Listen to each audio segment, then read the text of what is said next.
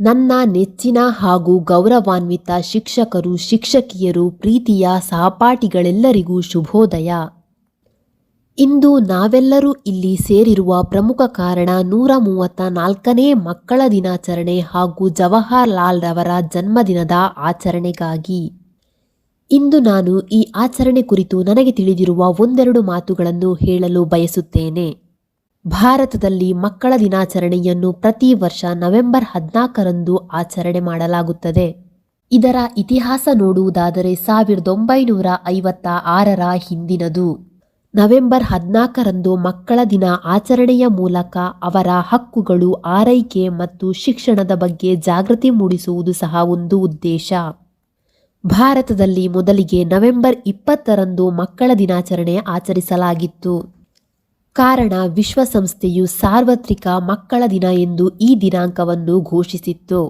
ಆದರೆ ಜವಾಹರಲಾಲ್ ನೆಹರೂರವರ ಮರಣದ ನಂತರ ಅವರ ಜನ್ಮದಿನದ ಸವಿನೆನಪಿಗಾಗಿ ನವೆಂಬರ್ 14ರಂದು ಭಾರತದಲ್ಲಿ ಮಕ್ಕಳ ದಿನಾಚರಣೆಯನ್ನು ಆಚರಿಸಲಾಗುತ್ತದೆ.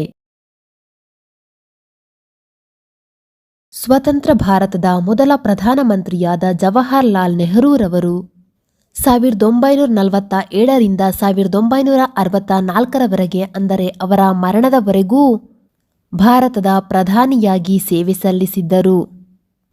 ಮಕ್ಕಳು ಪ್ರೀತಿಯಿಂದ ಚಾಚಾ ನೆಹರು ಎಂದು ಕರೆಯುತ್ತಿದ್ದರು.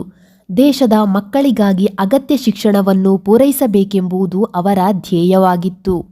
ಆದ್ದರಿಂದ ಅವರ ಸವಿನೆನಪಿಗಾಗಿ ಅವರ ಜನ್ಮದಿನಾಂಕದಂದೇ ಮಕ್ಕಳ ದಿನಾಚರಣೆಯನ್ನು ಆಚರಿಸಲಾಗುತ್ತಿದೆ.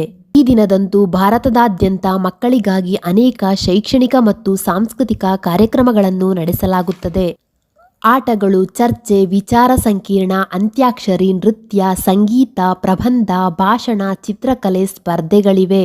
ವಿಜೇತ ಮಕ್ಕಳಿಗೆ ಬಹುಮಾನಗಳನ್ನು ನೀಡಲಾಗುತ್ತದೆ. ಮಕ್ಕಳ ನೆಚ್ಚಿನ Chacha Jawaharlal ನೆಹರೂರವರು tomorrow is yours ಎಂದು ಮಕ್ಕಳಿಗೆ ಯಾವಾಗಲೂ ಹೇಳುತ್ತಿದ್ದರು. ಇದರ ಅರ್ಥ ನಾಳೆ ನಿಮ್ಮದು ಎಂದು. ಭಾರತದ ತರುಣ ಪೀಳಿಗೆಯನ್ನು ಉದ್ದೇಶಿಸಿ ಅವರು ಹೀಗೆ ನುಡಿಯುತ್ತಿದ್ದರು. ಭಾರತದ ಸ್ವಾತಂತ್ರ್ಯಕ್ಕೆ ಹೋರಾಡಿದ ಪ್ರಮುಖ ನಾಯಕರಲ್ಲಿ ಇವರೂ ಒಬ್ಬರಾಗಿದ್ದರು. ದೇಶದ ಪ್ರಪ್ರಥಮ ಪ್ರಧಾನಿಯಾಗಿ ಇವರ ಜೀವನ ಆದರ್ಶವಾದುದು. ಸರ್ಕಾರ ಇಂದು ನಾಡಿನ ಪ್ರಜೆಗಳ ಶಿಕ್ಷಣಕ್ಕೆ ಸಾಕಷ್ಟು ಸೌಲಭ್ಯಗಳನ್ನು ನೀಡಿ ಉಚಿತ ಶಿಕ್ಷಣ ನೀಡುತ್ತಿದೆ. ಅದನ್ನು ಸದುಪಯೋಗಪಡಿಸಿಕೊಂಡು ಉತ್ತಮವಾಗಿ ಓದಿ ನಮ್ಮ ಏಳಿಗೆಗೆ ಶ್ರಮಿಸಿದ ನಮ್ಮ ತಂದೆ ತಾಯಿಯನ್ನು ಮುಂದೆ ಚೆನ್ನಾಗಿ ನೋಡಿಕೊಳ್ಳುವುದರ ಜೊತೆಗೆ ದೇಶಕ್ಕೂ ಒಳ್ಳೆಯ ಹೆಸರು ಬರುವ ಹಾಗೆ ಏನಾದರೂ ಸಾಧನೆ ಮಾಡೋಣ ಎಂದು ಈ ಸಮಯದಲ್ಲಿ ಪಣತೊಡೋಣ. ನನಗೆ ಇಷ್ಟು ಸಮಯ ಮಾತನಾಡಲು ಅವಕಾಶ ನೀಡಿದ ನಿಮಗೆಲ್ಲರಿಗೂ ನಾ ಋಣಿ ಎಂದು ನನ್ನ ಮಾತುಗಳನ್ನು ಮುಗಿಸುತ್ತೇನೆ. ಜೈ ಹಿಂದ್, ಜೈ ಭಾರತಾಂಬೆ. ಗೌರವಾನ್ವಿತ ಪ್ರಾಂಶುಪಾಲರು, ಶಿಕ್ಷಕರು ಮತ್ತು ನನ್ನ ಆತ್ಮೀಯ ಸ್ನೇಹಿತರೆ, ನಿಮಗೆಲ್ಲರಿಗೂ ಮಕ್ಕಳ ದಿನಾಚರಣೆಯ ಶುಭಾಶಯಗಳು. ಇಂದು ನಾವೆಲ್ಲರೂ ಭಾರತದ ಮೊದಲ ಪ್ರಧಾನಿ ಪಂಡಿತ ಜವಾಹರಲಾಲ್ ನೆಹರೂರವರ 134ನೇ ಜನ್ಮದಿನವನ್ನು ಮತ್ತು ಮಕ್ಕಳ ದಿನಾಚರಣೆಯನ್ನು ಆಚರಿಸಲು ಇಲ್ಲಿ ಸೇರಿದ್ದೇವೆ. ಪಂಡಿತ ಜವಾಹರಲಾಲ್ ನೆಹರೂರವರು ಮಕ್ಕಳ ಬಗ್ಗೆ ಅಪಾರವಾದ ಪ್ರೀತಿ ಮತ್ತು ವಾತ್ಸಲ್ಯವನ್ನು ಹೊಂದಿದ್ದರು. ಅವರು ಮಕ್ಕಳನ್ನು ರಾಷ್ಟ್ರದ ನಿಜವಾದ ಶಕ್ತಿ ಮತ್ತು ಸಮಾಜದ ಅಡಿಪಾಯ ಎಂದು ಪರಿಗಣಿಸಿದ್ದರು. ಇದೇ ಕಾರಣಕ್ಕೆ ಅವರ ಜನ್ಮದಿನವಾದ ನವೆಂಬರ್ 14 ದೇಶಾದ್ಯಂತ ಮಕ್ಕಳ ದಿನವನ್ನಾಗಿ ಆಚರಿಸಲಾಗುತ್ತಿದೆ. ಜವಾಹರಲಾಲ್ ನೆಹರೂರವರನ್ನು ಮಕ್ಕಳು ಪ್ರೀತಿಯಿಂದ ಚಾಚಾ ನೆಹರು ಎಂದೇ ಕರೆಯುತ್ತಿದ್ದರು. ಸ್ನೇಹಿತರೆ, ಈ ದೇಶವನ್ನು ಬ್ರಿಟಿಷರಿಂದ ಮುಕ್ತಗೊಳಿಸುವಲ್ಲಿ ಚಾಚಾ ನೆಹರೂರವರ ಕೊಡುಗೆ ಪ್ರಮುಖವಾಗಿದೆ. ನೆಹರೂರವರು ಸ್ವಾತಂತ್ರ್ಯ ಹೋರಾಟಗಾರರಾಗಿದ್ದರು. 1947ರಲ್ಲಿ ದೇಶಕ್ಕೆ ಸ್ವಾತಂತ್ರ್ಯ ಬಂದ ನಂತರ ಅವರಲ್ಲಿನ ನಾಯಕತ್ವದ ಸಾಮರ್ಥ್ಯವನ್ನು ಗಮನದಲ್ಲಿಟ್ಟುಕೊಂಡು ದೇಶದ ಆಡಳಿತದ ಜವಾಬ್ದಾರಿಯನ್ನು ನೀಡಲಾಯಿತು. ಆಗಿನ ಕಷ್ಟದ ಸಂದರ್ಭದಲ್ಲಿ ದೇಶದ ಆಡಳಿತವನ್ನು ಯಶಸ್ವಿಯಾಗಿ ವಹಿಸಿಕೊಂಡರು. ಇದೀಗ ಇಂದು ಅವರನ್ನು ನೆನೆದು ಶ್ರದ್ಧಾಂಜಲಿ ಸಲ್ಲಿಸುವ ದಿನ. ಇಂದಿನ ಮಕ್ಕಳು ನಾಳಿನ ಭಾರತವನ್ನು ಕಟ್ಟುತ್ತಾರೆ. ನಾವು ಮಕ್ಕಳನ್ನು ಎಷ್ಟು ಚೆನ್ನಾಗಿ ನೋಡಿಕೊಳ್ಳುತ್ತೇವೋ ಅಷ್ಟು ಉತ್ತಮ ರಾಷ್ಟ್ರ ನಿರ್ಮಾಣವಾಗುತ್ತದೆ. ಎಂದು ಚಾಚಾ ನೆಹರು ಹೇಳುತ್ತಿದ್ದರು.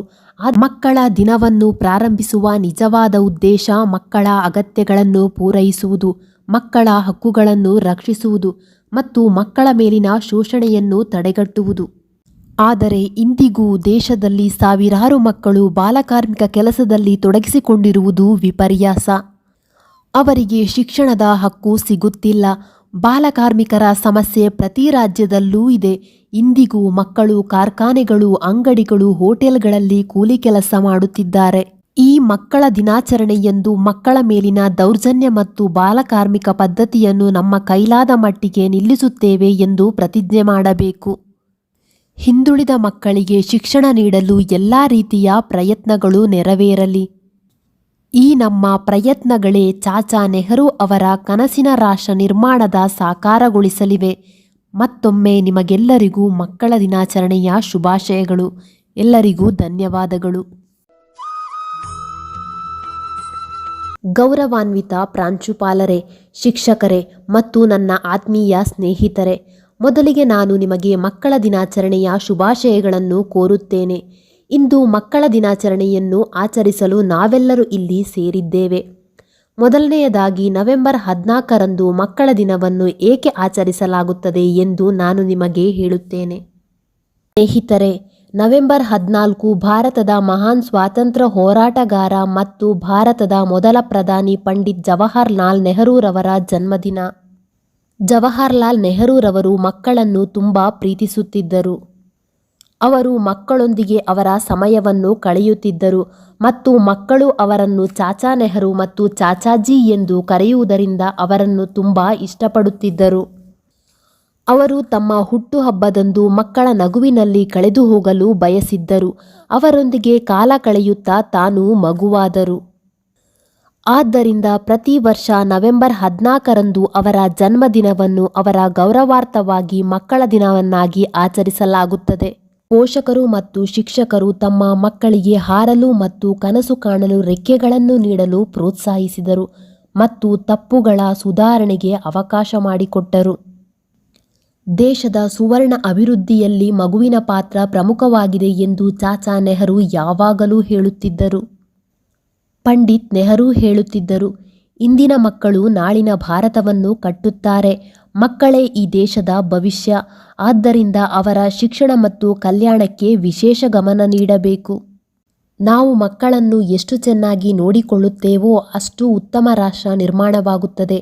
ಮಕ್ಕಳ ದಿನಾಚರಣೆಯನ್ನು ಆಯೋಜಿಸುವುದು ದೇಶದ ಭವಿಷ್ಯವನ್ನು ಕಟ್ಟುವಲ್ಲಿ ಮಕ್ಕಳ ಮಹತ್ವವನ್ನು ತಿಳಿಸುತ್ತದೆ. ಮಕ್ಕಳು ರಾಷ್ಟ್ರದ ಅಮೂಲ್ಯ ಆಸ್ತಿ ಮತ್ತು ಭವಿಷ್ಯದ ನಾಳೆಯ ಭರವಸೆ. ಆದ್ದರಿಂದ ಅವರು ಸರಿಯಾದ ಕಾಳಜಿ ಮತ್ತು ಪ್ರೀತಿಯನ್ನು ಪಡೆಯಬೇಕು. ಭಾರತಕ್ಕೆ ಸ್ವಾತಂತ್ರ್ಯ ಬಂದ ನಂತರ ಸರ್ಕಾರ ಮಕ್ಕಳ ಅಭಿವೃದ್ಧಿಗೆ, ಅವರ ಶಿಕ್ಷಣಕ್ಕೆ, ಆರೋಗ್ಯಕ್ಕೆ ಹಲವು ಯೋಜನೆಗಳನ್ನು ಮಾಡಿದೆ. ಆದರೆ ಇಂದಿಗೂ ಎಷ್ಟೋ ಮಕ್ಕಳಿಗೆ ತಮ್ಮ ಹಕ್ಕುಗಳು ಸಿಗುತ್ತಿಲ್ಲ. ನಮ್ಮ ದೇಶದ ಪ್ರತಿಯೊಂದು ಮಗುವು ತನ್ನ ಮೂಲಭೂತ ಮಕ್ಕಳ ಹಕ್ಕುಗಳನ್ನು ಪಡೆಯುವವರೆಗೆ ಮಕ್ಕಳ ದಿನದ ಅರ್ಥವು ಸಂಪೂರ್ಣವಾಗಿ ಅರ್ಥಪೂರ್ಣವಾಗುವುದಿಲ್ಲ. ಮಕ್ಕಳ ಶೋಷಣೆ ಮತ್ತು ಬಾಲಕಾರ್ಮಿಕ ಪದ್ಧತಿಯನ್ನು ಸಂಪೂರ್ಣವಾಗಿ ನಿರ್ಮೂಲನೆ ಮಾಡಬೇಕು. ಆರ್ಥಿಕ ಕಾರಣಗಳಿಂದ ಯಾವುದೇ ಮಗು ಶಿಕ್ಷಣದಿಂದ ವಂಚಿತವಾಗಬಾರದು. ಮಕ್ಕಳ ಕಲ್ಯಾಣಕ್ಕಾಗಿ ಎಲ್ಲ ಯೋಜನೆಗಳ ಲಾಭ ಮಕ್ಕಳಿಗೆ ತಲುಪಬೇಕು. ಮಕ್ಕಳ ದಿನಾಚರಣೆಯಂದು ನಾವೆಲ್ಲರೂ ಸೇರಿ ಮಕ್ಕಳ ಹಕ್ಕುಗಳ ಬಗ್ಗೆ ಜಾಗೃತಿ ಮೂಡಿಸಬೇಕು. ನಮ್ಮ ರಾಷ್ಟ್ರವು ಹೆಮ್ಮೆ ಪಡುವ ಮಕ್ಕಳಾಗೋಣ ಮತ್ತು ಸುತ್ತಮುತ್ತಲಿನ ಎಲ್ಲರಿಗೂ ಉತ್ತಮ ನಾಳೆಯನ್ನು ಸೃಷ್ಟಿಸೋಣ. ಮಕ್ಕಳ ದಿನಾಚರಣೆ ಮತ್ತು ಚಾಚಾ ನೆಹರು ಕುರಿತು ನನ್ನ ಆಲೋಚನೆಗಳನ್ನು ಆಲಿಸಿದ್ದಕ್ಕಾಗಿ ಎಲ್ಲರಿಗೂ ತುಂಬ ಧನ್ಯವಾದಗಳು. ಮಕ್ಕಳ ದಿನಾಚರಣೆ ಭಾಷಣ ಮಾಡಲು, ಪ್ರಬಂಧ ಬರೆಯಲು ಮಕ್ಕಳನ್ನು ಪೋಷಕರು ಪ್ರಿಪೇರ್ ಮಾಡುವಾಗ ಈ ಕೆಳಗಿನ ಟಿಪ್ಸನ್ನು ಫಾಲೋ ಮಾಡಿ. ಈ ಭಾಷಣವನ್ನು ಒಂದು ಉದಾಹರಣೆಯಾಗಿ ತೆಗೆದುಕೊಳ್ಳಿ. ಈ ಭಾಷಣವನ್ನು ಮಾಡಬಹುದು ಅಥವಾ ಇನ್ನೂ ಕೆಲವು ಅಂಶಗಳನ್ನು ಸೇರಿಸಬಹುದು. ಮಕ್ಕಳ ವಯಸ್ಸಿಗೆ ಅನುಗುಣವಾಗಿ, ಅವರ ನೆನಪಿನ ಶಕ್ತಿಗೆ ಅನುಗುಣವಾಗಿ ಪದಗಳ ಬಳಕೆಯಲ್ಲಿ ಸರಳತೆ ಇರಲಿ. ಪಾಯಿಂಟ್ ಪ್ರಕಾರ ಭಾಷಣ ಪ್ರಬಂಧಕ್ಕೆ ತಯಾರು ಮಾಡಿ. ಇಸವಿಗಳು, ದಿನಗಳ ಬಗ್ಗೆ ಹೆಚ್ಚು ಒತ್ತು ನೀಡಿ ಕಲಿಸಿ. ಭಾಷಣ ಆರಂಭ ಮತ್ತು ಕೊನೆಯಲ್ಲಿ ಏನು ಹೇಳಬೇಕು ಎಂಬುದನ್ನು ಸುಲಭ ರೀತಿಯಲ್ಲಿ ತಿಳಿಸಿ. ಕಾರಣ ಮಧ್ಯದಲ್ಲಿ ಏನನ್ನು ಮರೆತರೂ ಆರಂಭ ಹೇಗೆ ಮಾಡಬೇಕು, ಕೊನೆ ಹೇಗೆ ಮಾಡಬೇಕು ಎಂದು ತಿಳಿದಿರಲಿ. ಪ್ಲೀಸ್ ವಿಡಿಯೋ ನೋಡುತ್ತಿರೋ ಪ್ರತಿಯೊಬ್ಬರು ಸಬ್ಸ್ಕ್ರೈಬ್ ಮಾಡಿ, ಲೈಕ್ ಮಾಡಿ, ಶೇರ್ ಮಾಡಿ. Thank you.